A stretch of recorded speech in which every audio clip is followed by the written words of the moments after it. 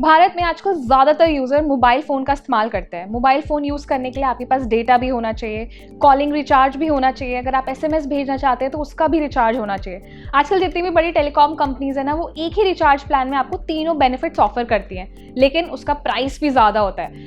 Average पे मान लीजिए आप एक महीने में 300 रुपये भी एक रिचार्ज में खर्च कर रहे हैं, तो आपके पूरे साल का खर्च 3 से 4 हज़ार के बीच में आ जाता है। तो इसी खर्च को कम करने के लिए ट्राई यानी कि telecom regulatory authority of India ने नया रेगुलेशन पास किया है, जिसके मुताबिक सभी बड़े टेलीकॉम ऑपरेटर्स को ये नए रूल्स दिए गए हैं कि उन्हें ऐसे रिचार्ज प्लान्स या फिर ऐसे टैरिफ प्लान्स बनाने होंगे जिसमें सिर्फ एसएमएस और कॉलिंग की जाएगी। इनका प्राइस दूसरे रिचार्ज प्लान से काफ़ी कम होगा, हालांकि आप इसमें इंटरनेट का इस्तेमाल नहीं कर पाएंगे।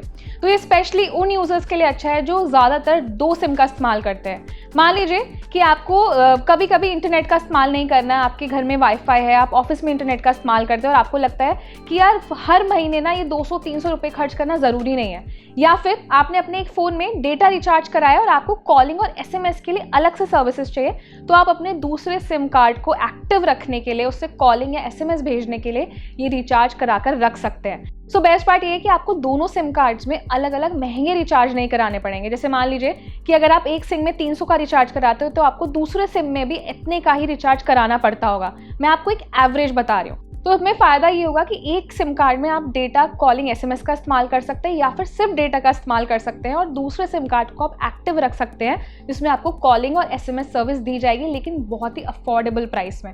तो इसमें आपका बजट नहीं हिलेगा, आप पे बहुत ज़्यादा प्रेशर नहीं आएगा। मैं आपको बताती हूँ 2024 की शुरुआत में सभी टेलीकॉम ऑपरेटर्स ने अपने टैरिफ प्लान्स में काफ़ी ज़्यादा हाइक किया था, बहुत महंगे कर दिए थे, जिसके बाद से काफ़ी इंडियन यूज़र्स निराश हुए क्योंकि उनका जो मंथली बजट था वो हिल गया और पूरे साल का खर्च भी ज़्यादा हो गया। और एक नहीं बल्कि तीनों टेलीकॉम ऑपरेटर जैसे एयरटेल, वोडाफोन आइडिया, रिलायंस जियो, तीनों ने एक साथ अपने रिचार्ज प्लान्स महंगे किए।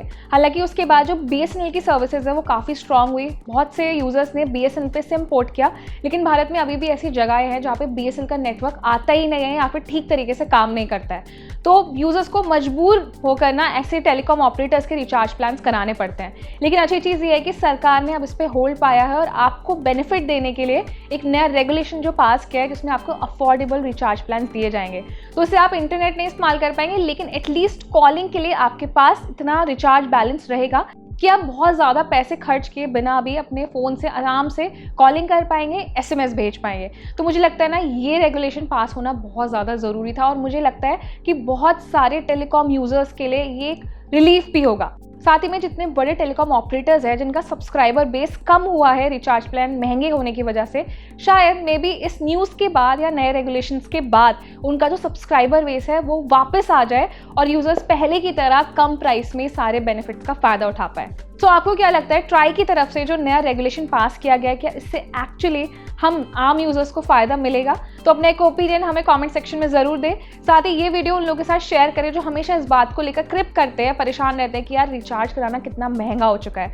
तो उनको रिलीफ भी मिलेगा, एक अच्छा अपडेट भी होगा। तो ये वीडियो ज़्यादा से ज़्यादा लोगों को अवेयर करने के लिए उनके साथ शेयर करें, लाइक करें, और साथ ही ऐसी इंटरेस्टिंग और टेक रिलेटेड वीडियोज़ के लिए हमारे चैनल को सब्सक्राइब भी करें।